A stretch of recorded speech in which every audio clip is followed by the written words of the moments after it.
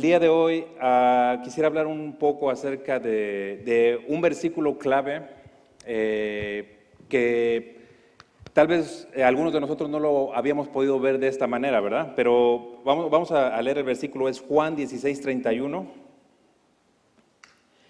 Y dice, Jesús le respondió, ¿ahora creéis? En ese versículo hay dos cosas muy importantes que pasaron en la vida de los discípulos. Y son cosas que nosotros ahora cambiaron nuestra vida. Yo quiero empezar a platicar un poco acerca de la vida de ellos, porque a veces nosotros como que miramos un poco a los discípulos y queremos a veces parecernos a ellos. A veces queremos funcionar como ellos funcionaron, a veces queremos y pensamos que tenemos unas mismas obligaciones, pero la palabra nos enseña otra manera diferente, porque a veces las circunstancias no son las mismas las que los discípulos vivían y las que nosotros vivimos en estos tiempos. Entonces, para conocer un poco de la vida de los discípulos, voy a empezar con Jesús primero. Nosotros sabemos que Jesús fue nacido de mujer, fue hecho hombre, y en Lucas habla acerca de su niñez de él. Él fue niño, hay pocos versículos acerca de la vida de Jesús. ¿Y por qué? Porque Jesús nació de una mujer y porque Él era una persona común, tal y como nosotros somos, porque Él se hizo carne.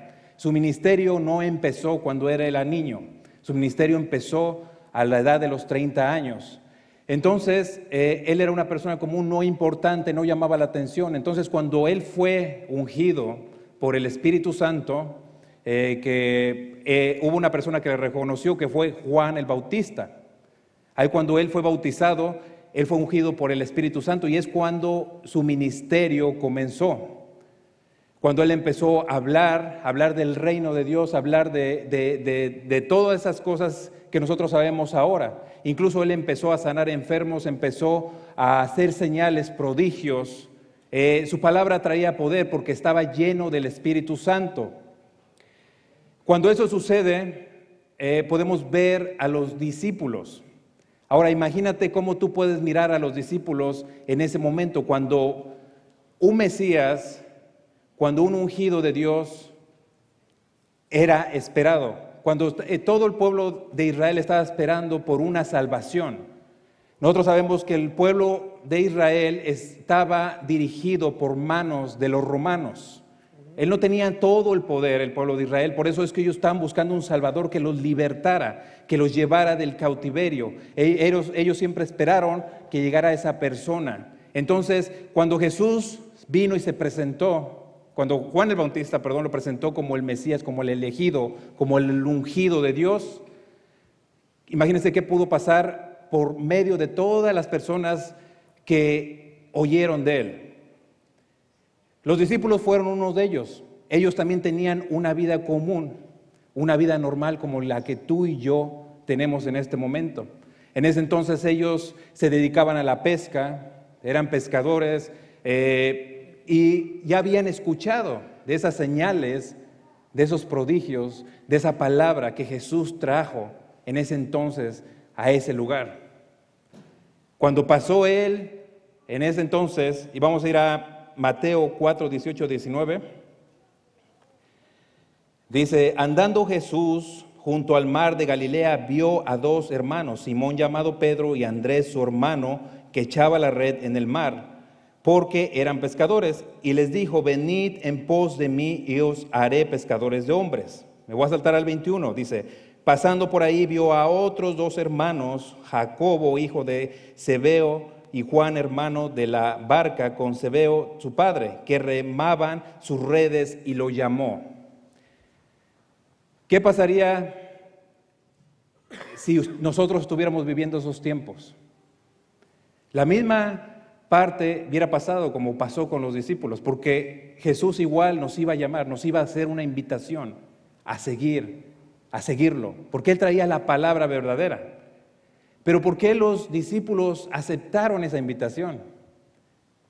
Yo les voy a decir por qué. Miren, los discípulos eran como nosotros somos.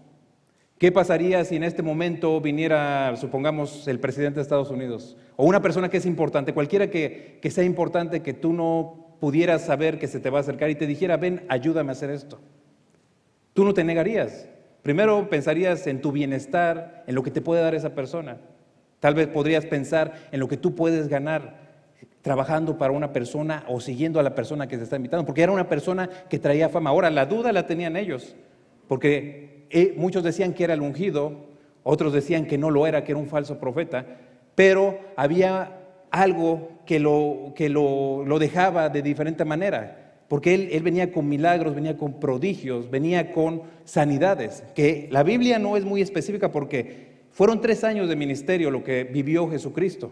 Esos 3 años de ministerio cuentan muchísimas cosas de él. Y esos 3 años de ministerio trajeron muchas cosas antes de los discípulos. Entonces llega un momento en que llega Jesús a un lado de ellos y los llama. Ahora, ¿cuántos creen ustedes que no fueron llamados mientras Jesús caminaba? De hecho, yo les puedo decir, nosotros todos somos llamados. Pero hay una diferencia entre ser llamado y ser escogido. Es a donde yo los quiero llevar con esta palabra. Para ver un poquito más acerca de eso, necesitamos saber que había multitudes. ¿Qué hacía la diferencia entre los discípulos y las multitudes? Las multitudes se movían por un propio bien para ellos. Se movían tal vez porque estaban enfermos, porque necesitaban el consuelo, porque necesitaban una sanidad, porque cualquier infinidad de cosas pueden pasar por la mente de una persona necesitada. Pero el propósito de Jesús no era que esas personas recibieran lo que a veces nosotros confundimos, porque Él quería que le creyeran, que creyeran que era hijo de Dios.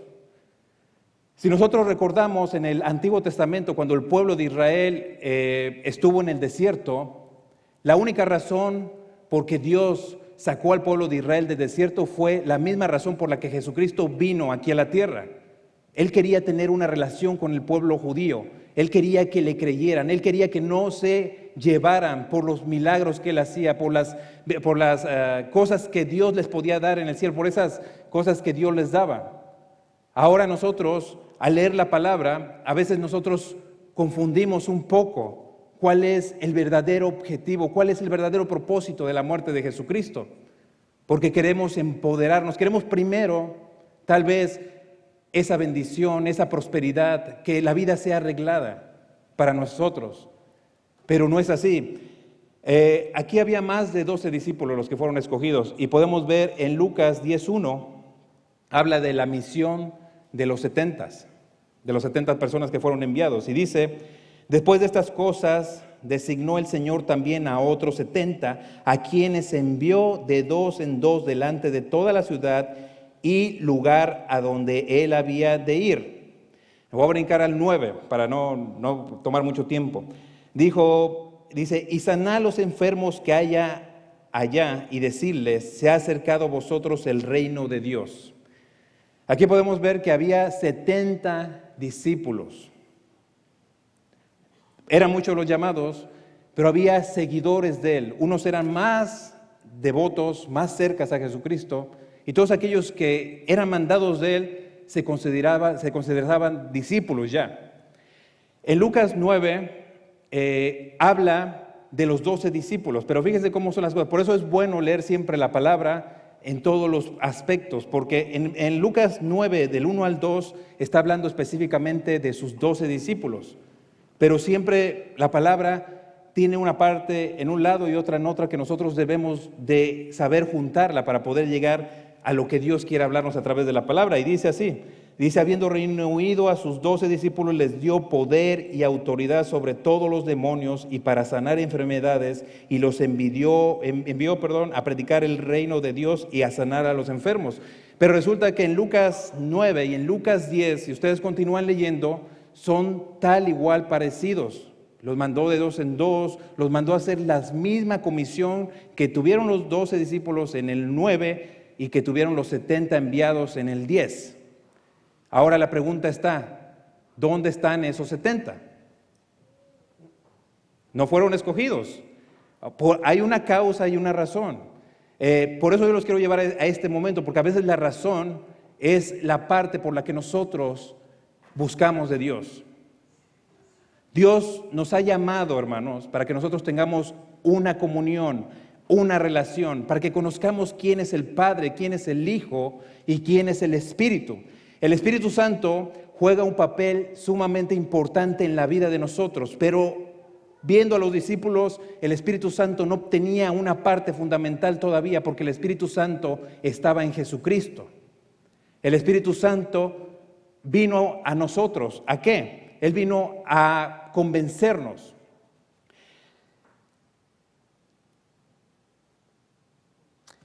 Cuando Jesucristo empezó su ministerio, los discípulos tenían que ser convencidos por señales y prodigios. Si ustedes se dan cuenta, las señales y los prodigios que Jesucristo hizo en la tierra fue simplemente para que creyeran personas, para que esas personas que creyeran en Jesucristo, que venía de Dios. Ahora, tal vez muchos se preguntarán ahorita, no, es que tú vienes a decir que no hay milagros y prodigios. Sí los hay, pero el fin es diferente. A veces nosotros tenemos enfermedades, tenemos dolencias, pero a veces pedimos cosas que ya tenemos, cosas que en ese tiempo los discípulos tal vez pedían, porque ellos también fueron seres humanos como nosotros. ¿Ustedes creen que ellos no tuvieron algún día una enfermedad? La Biblia habla, por ejemplo, de la suegra de Pedro. Tenía fiebre alta y Jesucristo fue y la sanó. Igual, los discípulos, los seguidores, los llamados también pudieron tener enfermedades y Jesucristo los llamó. Pero aquí hay una cosa muy importante. Si vamos a Juan 16, 7 al 11, dice: pero yo os digo a la verdad, os conviene que yo me vaya, porque si no me fuera, el Consolador no vendrá a vosotros, mas si me fuere, os lo enviaré. Y cuando Él venga, convencerá al mundo de pecado, de justicia y de juicio. De pecado por cuanto no creen en mí, de justicia por cuanto yo voy al Padre y no me veréis más, y de juicio por cuanto el príncipe de este mundo ya ha sido juzgado. Aquí nos está hablando en estos tiempos ahorita. El Consolador, el Espíritu Santo, ya está aquí, y Él es el que nos viene a convencer de pecado, de justicia y de juicio. Los discípulos cruzaron un camino diferente al nuestro, porque ellos tuvieron que ser convencidos por Jesucristo para que pudiera creer en Él. Cuando Jesucristo muere, se aplica la justicia. Dice: por cuanto voy al Padre y no me veréis más. Es la resurrección. Los discípulos tuvieron que cruzar la resurrección de Jesucristo y no ver más a Jesús. Nosotros es muy diferente esa parte, porque nosotros cuando creemos y sabemos que Jesucristo es el Señor, cuando sabemos que Él murió por nuestros pecados, cuando nos damos cuenta que el pecado ya no tiene poder ni autoridad sobre nuestra vida, se cumple el versículo 9 que dice: de pecado por cuanto creen en mí. Primero tenemos que creer que Jesucristo es el Hijo de Dios, pero también tenemos que creer que el pecado ya no tiene autoridad sobre mi vida. Si yo les preguntara a cada uno de ustedes, incluso yo les diría que el pecado es lo que trae más nostalgia a nuestra vida, lo que más nos sigue encorralando, porque si nosotros vemos el pecado en una persona, es porque no hemos sanado nuestro pecado. Si nosotros juzgamos a una persona por sus hechos, es porque esa sanidad no ha penetrado en nuestros corazones. Entonces aquí dice que el Espíritu Santo vendrá y nos convencerá de pecado por cuanto no creen en mí. ¿Cuántos de aquí creen en Jesucristo? ¿Y qué vino a hacer Jesucristo? Él vino a redimirnos del pecado, de la maldición. Ya no podemos estarle dando lugar al pecado. Ya no podemos estar creyendo en ese pecado. Yo les voy a explicar un poco más adelante por qué Jesucristo quiere vernos como niños. Ahorita vamos a la justicia. Por cuanto voy al Padre y no me veréis más. Cuando nosotros aceptamos a Jesucristo, viene la resurrección. Viene a nosotros una vida nueva. Viene a nosotros una confirmación en nuestros corazones. De juicio dice: por cuanto el príncipe de este mundo ya ha sido juzgado. Tal vez algunos de nosotros hemos tenido cortes algún día, tal vez hemos visto procesos legales con personas. Cuando una persona es juzgada, es separada en un lugar independiente. Todavía no es procesada a la cárcel que le pertenece, pero ya ha sido juzgado. Dice aquí la palabra que de juicio por cuanto el príncipe de este mundo ha sido juzgado. Entonces yo pregunto, ¿qué lucha tenemos en contra del diablo? Él está vencido, él está juzgado, él está enjuiciado ya. Todas las acciones que siguen apoderándose de nuestra vida no es más que lo que nosotros tenemos en nuestra mentalidad. Es la misma mentira que el diablo usó con Adán y Eva. Nos desprogramó. Y yo les voy a decir por qué más al rato. Ahora la pregunta está.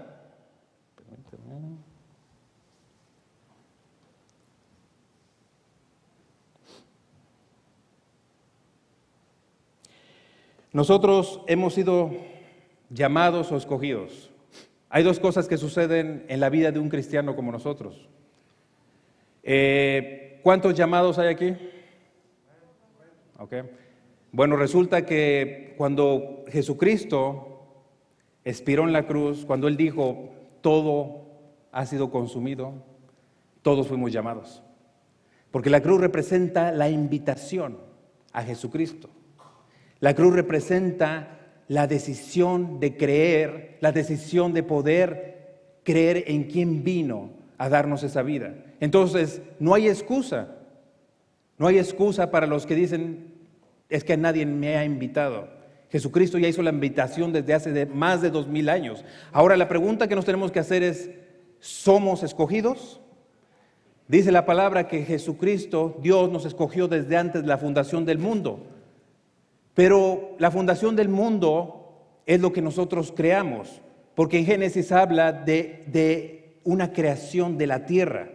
La fundación del mundo empezó a trabajar cuando el pecado empezó a vivir en el hombre. El hombre empezó a fundar el mundo.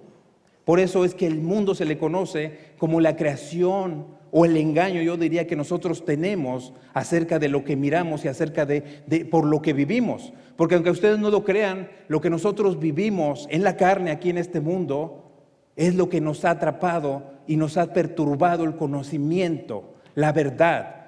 Dios nos ha mandado a traer a una verdad, dice que la verdad nos hará libres. Pero ¿qué pasa cuando a veces entramos a congregaciones? Yo se los digo por experiencia. Yo me congregué cuando era joven en algunos lugares y había más carga. No podía yo dejar lo que yo tenía que hacer, lo que yo me llamaba a mi vida a hacer, pero había más carga y era insoportable poder llevar una carga de ese tamaño. Entonces, ¿qué hice? Me salí, probaba y probaba, pero ¿quién estaba mal ahí? ¿Las congregaciones o yo? Era yo, porque Dios nos ha dado un espíritu. Dice que nos guiará. Un espíritu que nos llevará a la verdad, un espíritu que abrirá nuestro entendimiento. ¿Y saben qué? Nos dejará de ser condenados, porque nosotros ya no somos condenados. No nos debemos de sentir así. Tenemos que vivir en libertad. Aquí vamos a leer un poco una parábola de las fiestas de bodas. Voy a leer nomás, a sintetizar, vamos a leer nomás Mateo 22, 10 al 14. Dice, y saliendo los siervos por los caminos juntaron a todos los que hallaron, juntamente malos y buenos, y las bodas fueron llenas de convidados. Y entró el rey para ver a los convidados, y vio allí un hombre que no estaba vestido de boda. Y le dijo, amigo, ¿cómo entraste aquí sin estar vestido de boda? Mas él enmudeció. Entonces el rey dijo que a los que servían, átenle de pies y manos y echarle en las tinieblas de fuera, allí será el lloro y el crujir de dientes, porque muchos son llamados y pocos escogidos. Escogidos. Okay. Ahora veamos esto. ¿Cuántos de nosotros hemos sido invitados a esa boda?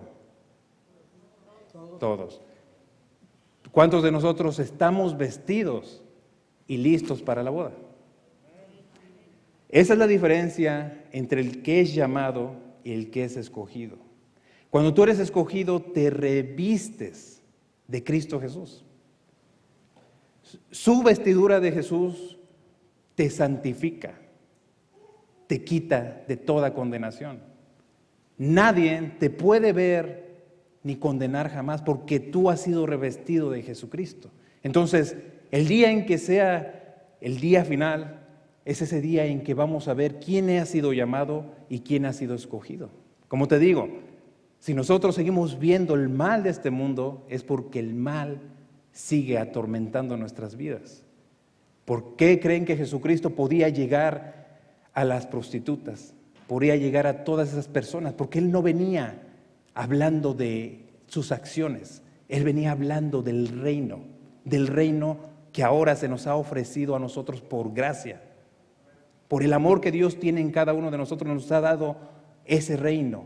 Ahora nosotros tenemos que escoger si nos revestimos o vamos sin estar vestidos, y para eso son esta parábola. Ahora, vamos a empezar a hablar del momento importante, donde cuando yo estaba leyendo esto, Dios me mostró un momento que está bien marcado. Yo les puedo decir algo, miren, Jesús tuvo un propósito, fue redimir el pecado de nuestra vida, pero a veces nosotros paramos en la cruz y de ahí pensamos que empieza todo. Todo empezó antes porque Jesucristo no podía morir sin que alguien le creyera. Porque si moría, y aunque el Espíritu Santo fuera mandado, ¿quién iba a creerle? Ahorita si esos dos escogidos, bueno, menos uno, si ellos, los escogidos, no hubieran creído a Jesucristo, el Evangelio hubiera quedado perdido en una historia más. Porque no iba a haber en quién el Espíritu Santo reposara. Acuérdense todos el día del Pentecostés, cuando el Espíritu Santo vino y los llenó.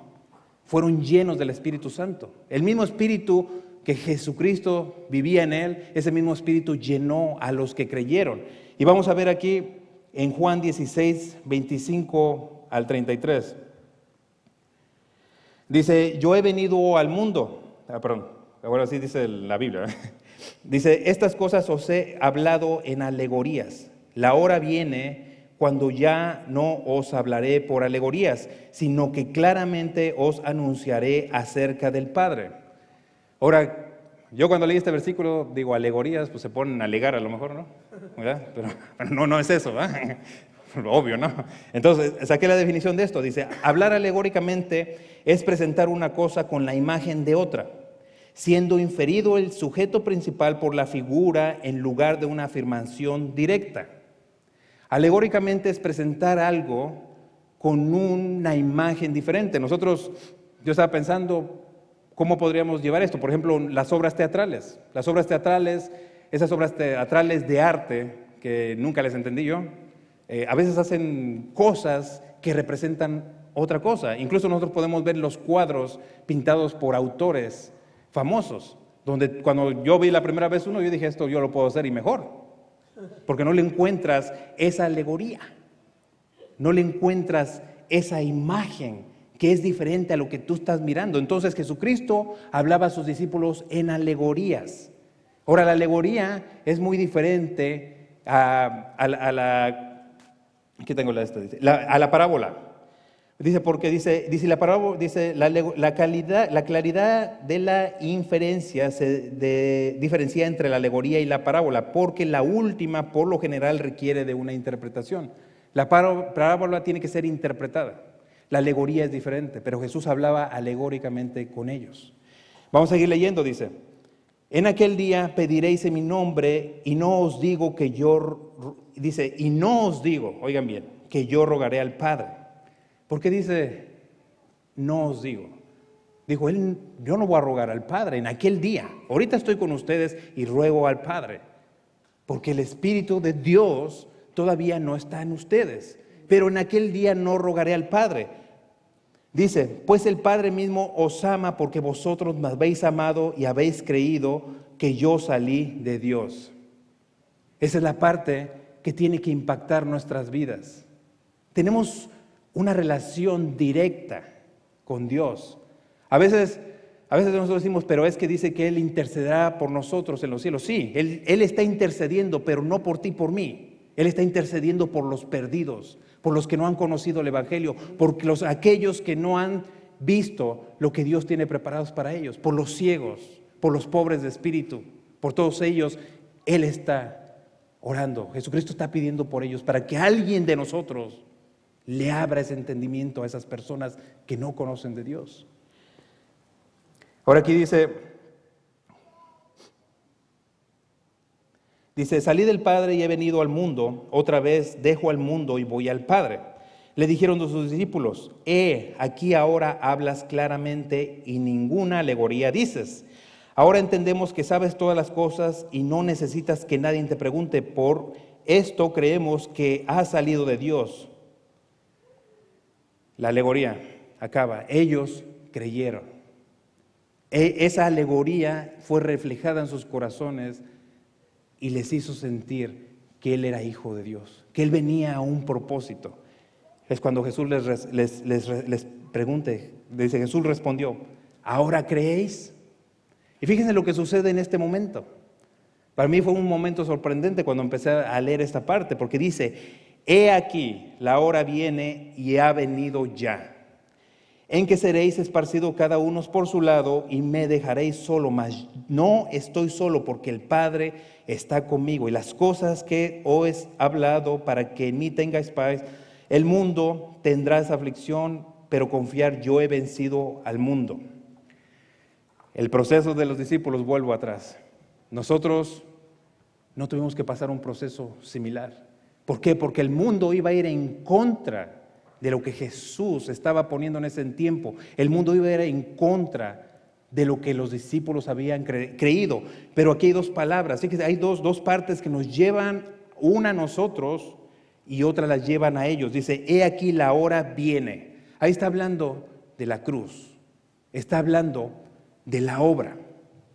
La obra está completada y yo les voy a mostrar dónde habla de eso. En Juan 17 habla precisamente Jesús cuando está orando por los discípulos, después de que sucede todo esto, Él ora por ellos y ahí Él habla en su oración de la obra terminada en los discípulos. Entonces dice, he aquí la hora viene, si nos vamos hasta el final del versículo dice, yo he vencido al mundo. Esa hora es la que viene, la que venció al mundo. Pero dice, y ha venido ya, en que seréis esparcidos cada uno por su lado.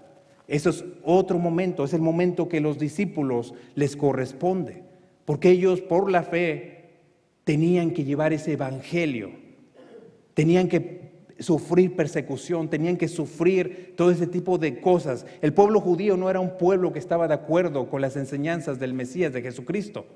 Por lógica se iban a confrontar a un ejército, siendo 11 solamente. Ellos tenían que confrontar una mentira en contra de una verdad. Eso es lo que nosotros no nos está correspondiendo ahorita hacer, porque ellos por eso tuvieron que perder la vida.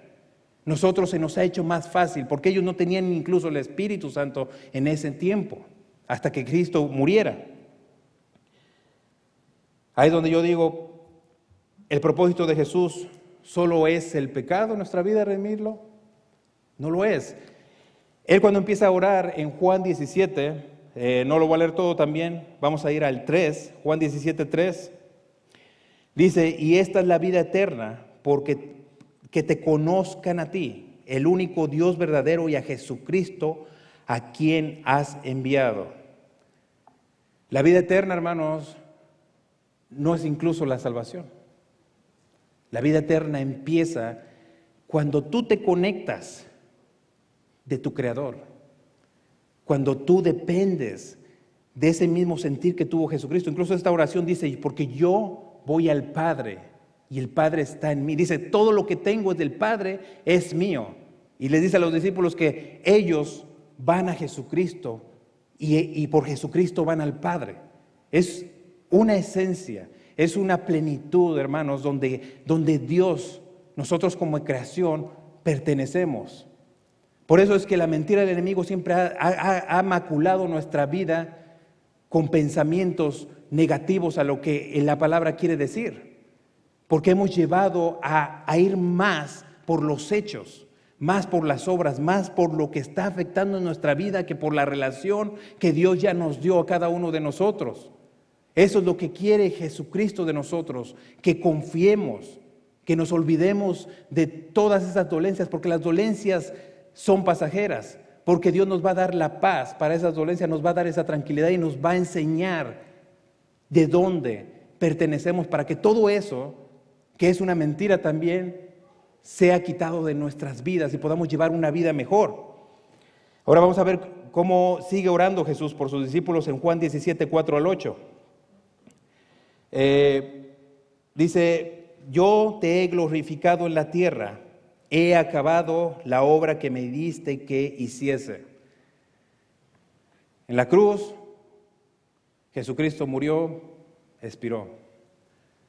Aquí dice que Él ha acabado la obra. He acabado la obra que me diste que hiciese.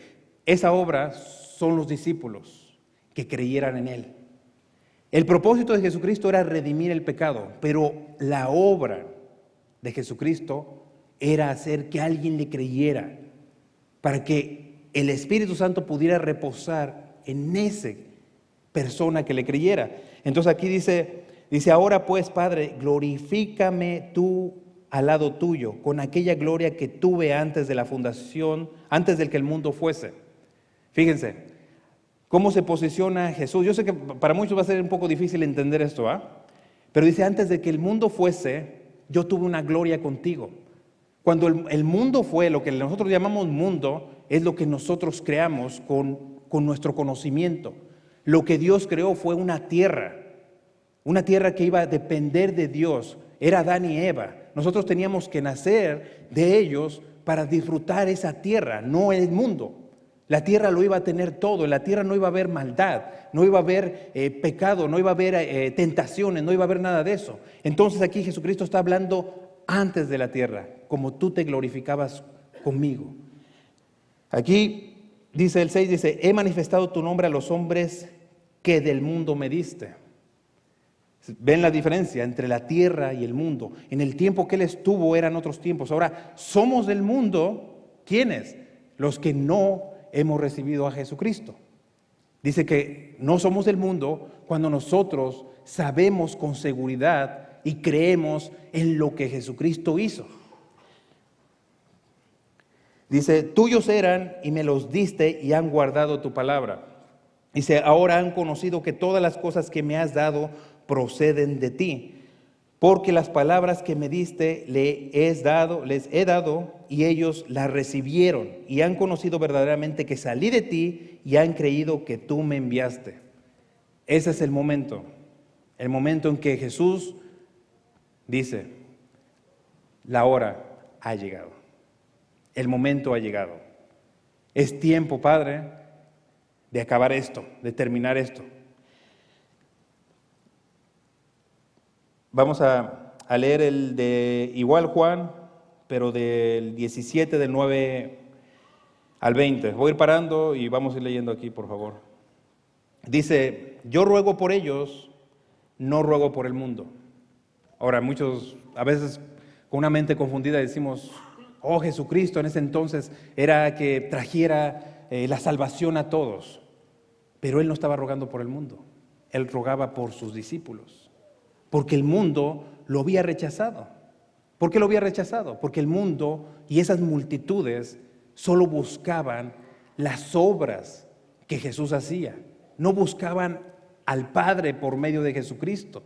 Por eso es que no se podían identificar con la verdadera razón del propósito de la cruz. Volvemos a Egipto. Ellos se identificaban por la tierra prometida. Ellos querían ver leche que naciera. Ellos querían ver todas esas cosas que Dios le había prometido a través de Moisés. Pero no se estaban identificando con la verdadera razón, que era tener una relación de hijo a padre, tener una relación con Dios. Dice: si por lo que me diste, porque tuyos son, dice, y todo lo mío es tuyo, y lo tuyo es mío, y he sido glorificado en ellos. Y ya no estoy en este mundo, mas estos están en este mundo. Y yo voy a ti, Padre Santo, a los que me has dado, guárdalos en tu nombre para que sean uno, así como nosotros. Fíjense qué gran invitación.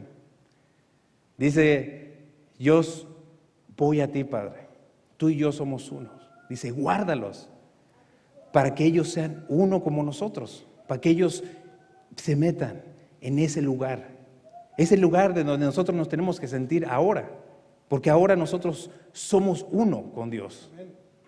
No podemos estar en desacuerdo en las indiferencias de las circunstancias de nuestra vida, hermano. Es lo que nos está atrapando, es lo que nos está llevando a la incredulidad. Porque las obras queremos que se manifiesten, queremos primero esa sanidad, queremos tal vez primero ese matrimonio tal vez roto, queremos que nuestros hijos vengan a la iglesia, pero nosotros todavía no tenemos y no sabemos cuál es el concepto de lo que Jesucristo vino a entregarnos a nosotros.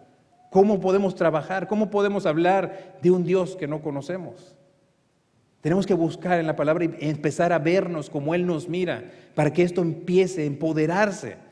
El Espíritu Santo está ahí. Él quiere llevarnos a que nosotros podamos funcionar en su misma imagen de Dios, en su misma semejanza de Dios, para que nosotros empecemos a caminar en esos lugares, en esa oscuridad, y pensemos a ser la luz del mundo. Empecemos a caminar y a ser esos discípulos a las naciones y que empiecen a creer en lo que hizo Jesucristo.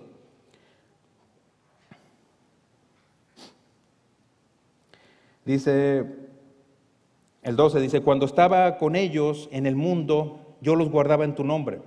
Dice, a los que me diste yo los guardé y ninguno de ellos se perdió, sino el hijo de perdición, para que la escritura se cumpliese. Pero ahora voy a ti y hablo esto en el mundo, para que tengan mi gozo cumplido en sí mismo. ¿Ya se fijaron cómo hay dos maneras de hablar? Aquí dice, hablo esto en el mundo, pero después habla que ya no soy de este mundo. Cuando nosotros nos identificamos como hijos de Dios, podemos hablar en el mundo, pero cuando glorificamos a Dios, no lo hacemos en el mundo. Porque a veces nosotros llevamos las cosas del mundo hacia Dios. Y las cosas del mundo siempre van a ser necesidades que, estando en el lugar correcto, no las tendríamos. Que estando en el lugar donde Dios nos mira, no tendrían que suceder. Esas necesidades son porque nosotros no las creemos. Porque creemos el que Él lo puede hacer, pero no creemos en que ya lo hizo. El creer en que ya lo hizo hace una diferencia muy grande en la vida de nosotros como cristianos. Eso nos lleva a un entendimiento, un razonamiento, no del mundo, sino de nosotros como hijos de Dios, que la mentalidad tiene que ser en una manera diferente. Dice, vamos al 15, el 14, yo les he dado tu palabra y el mundo los aborreció porque no son del mundo como yo tampoco yo soy del mundo.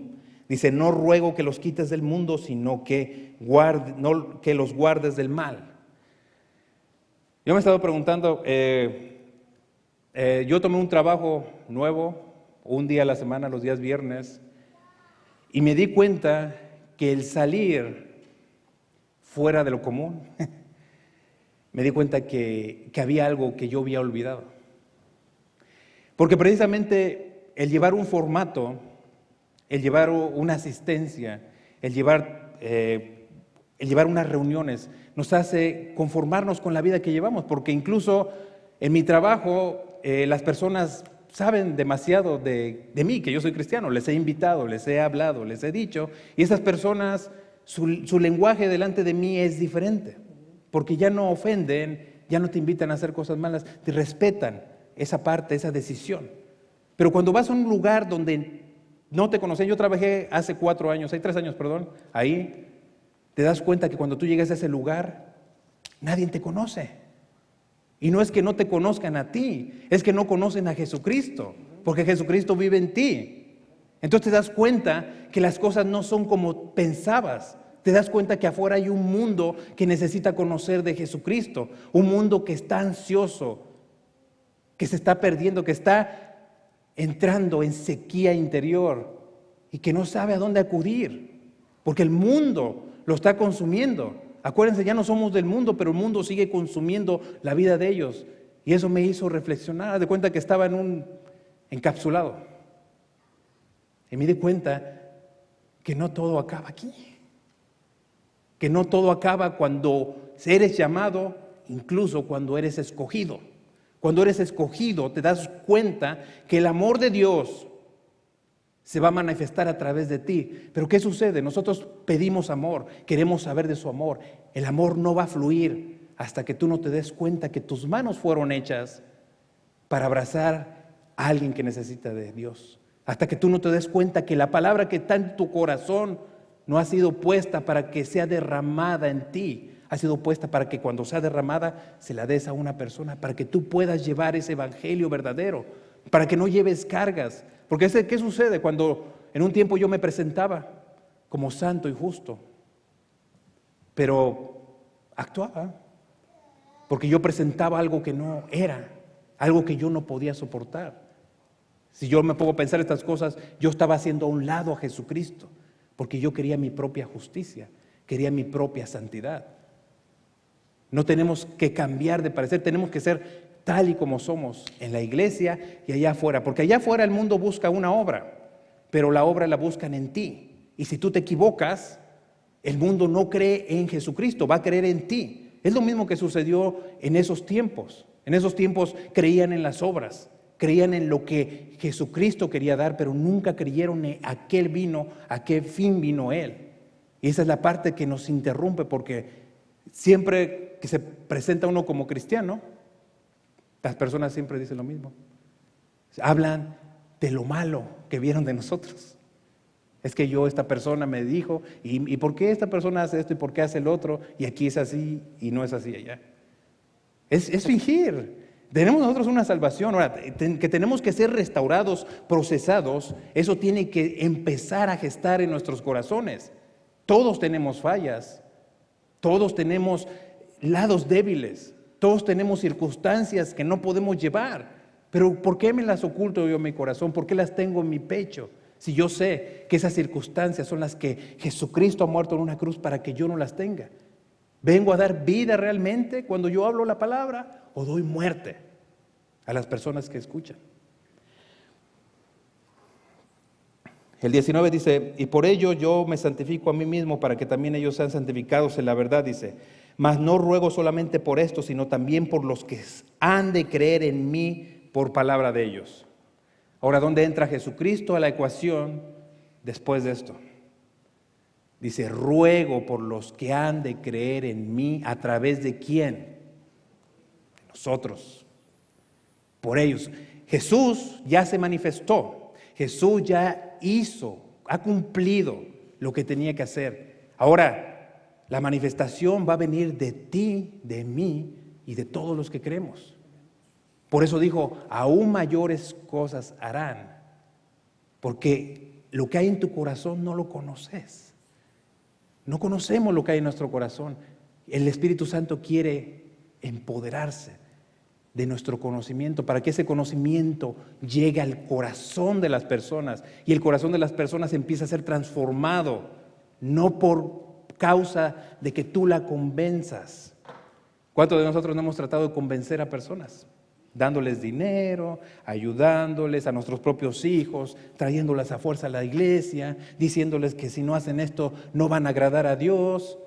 Todo ese tipo de cosas, hermanos, están llevando al matadero a nuestra gente, porque a Dios, al humano no se le convence por lo que tú hagas, al humano se le convence por la palabra, por lo que Cristo vino a hacer. Él vino a dar libertad para que en un tiempo cuando tú despiertes te des cuenta de las cosas que ya hizo Dios por ti. ¿Sabes qué? Tú vas a ver el mundo diferente. Quien ve un día nublado puede ver un día oscuro. Quien ve en un día soleado y puede ver un día trágico. Como tú te levantes es como tú vas a ver tu día. Si tú miras lo del mundo, tú vas a ver tu problema, tu preocupación, tu angustia. Dice la palabra, no nos afanemos a otro día. Cuando vemos nosotros la naturaleza, podemos identificarnos lo que Dios ha hecho por nosotros. Y eso no significa que te andes riendo. No significa que andes dando a saber lo que tú sientes. Significa que tú Cada momento que vives lo tienes que vivir como Cristo lo vivió. Él se gozó. Él se gozó de la obra porque para Él no fue importante el sufrimiento. Él nunca se quejó del sufrimiento, Él se quejó de que no le creían. Él fue a Jerusalén, los suyos no le creyeron. Él tuvo que caminar. Ahora, ¿qué vas a hacer tú, hermano? En tu casa no te creen, en tu casa te rechazan, en tu casa no creen lo que tú crees. Ve a otro lado. Empieza a hablar lo que tú sabes, porque habrá alguien que te crea. Porque Dios está rogando por nosotros, Jesucristo está rogando por nosotros, para que la palabra de nosotros cambie la vida de otra persona. Vamos a leer Mateo 18, 3, 4.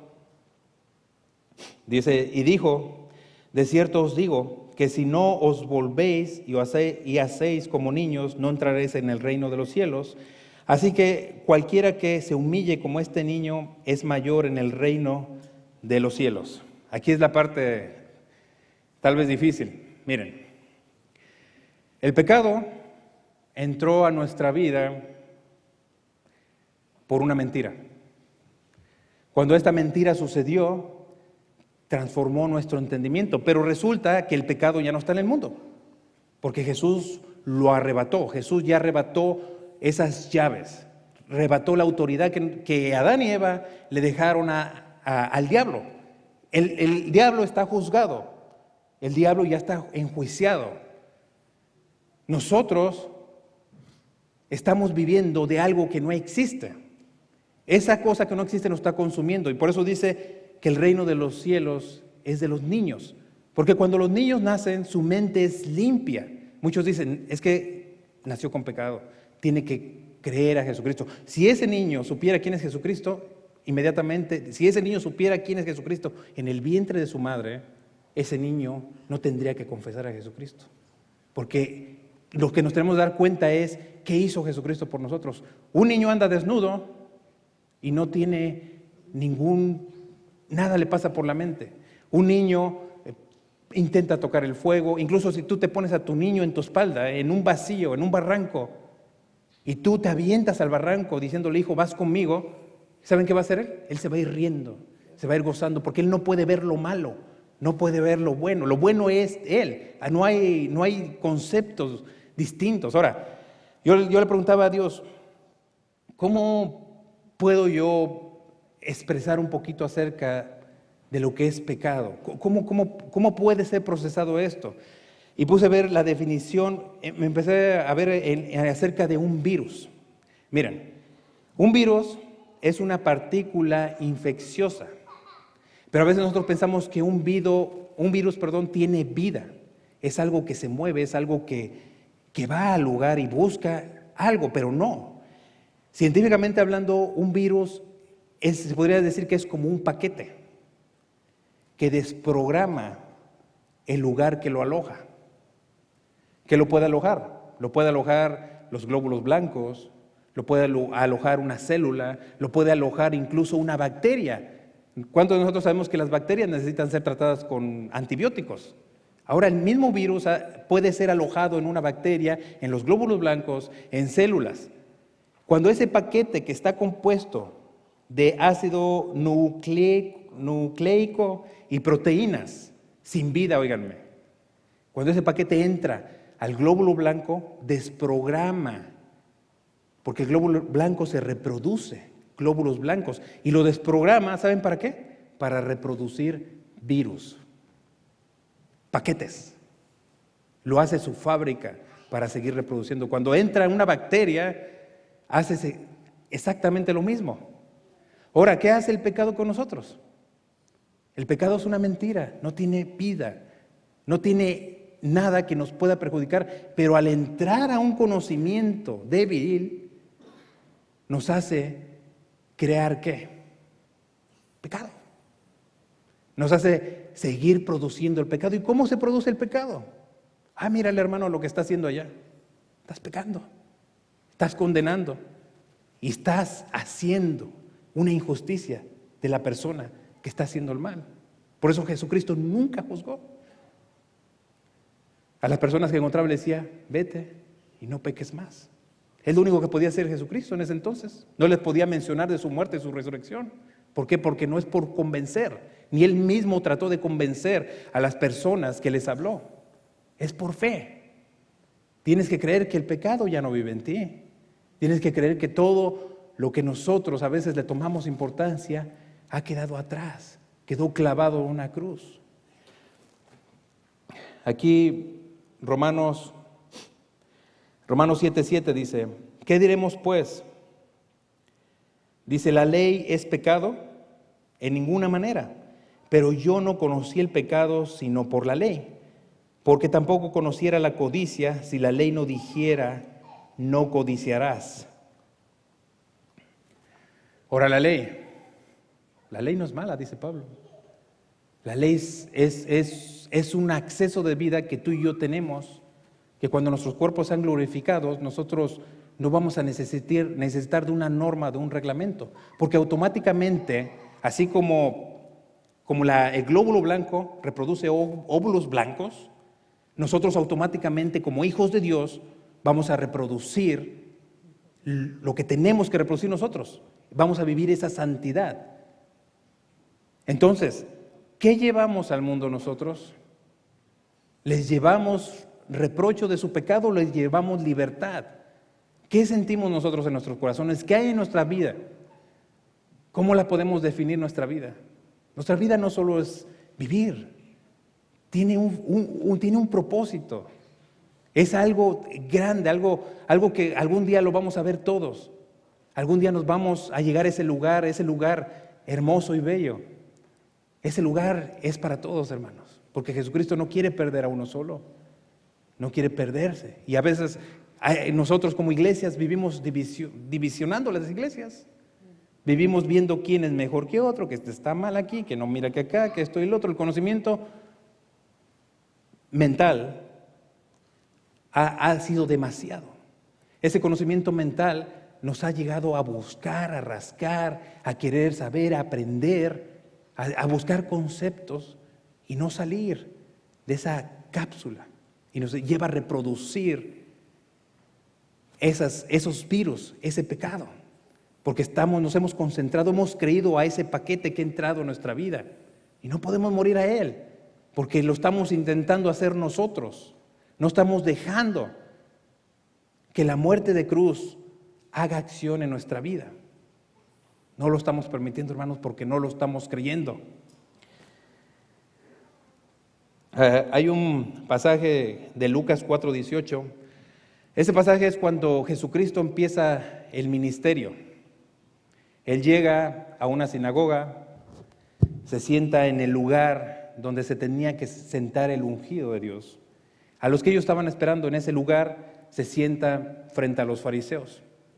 Y les dice estas palabras, dice, el Espíritu del Señor está sobre mí, por cuanto me ha ungido para dar buenas nuevas a los pobres.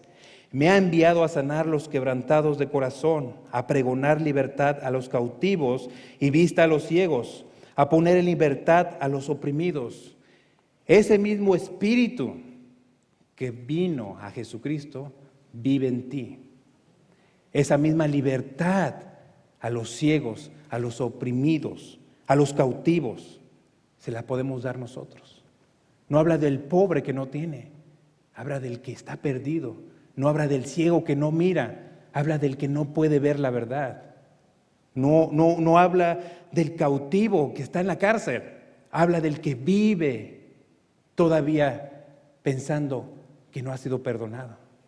¿Cuántas veces nos tenemos que arrepentir? ¿Acaso podemos crucificar a Dios, a Jesucristo, más de una vez? La palabra lo dice y muchos dicen, no, es que si tú pecas, ya no lo puedes crucificar. No, hermanos, si tú dudas, no puede morir otra vez por ti.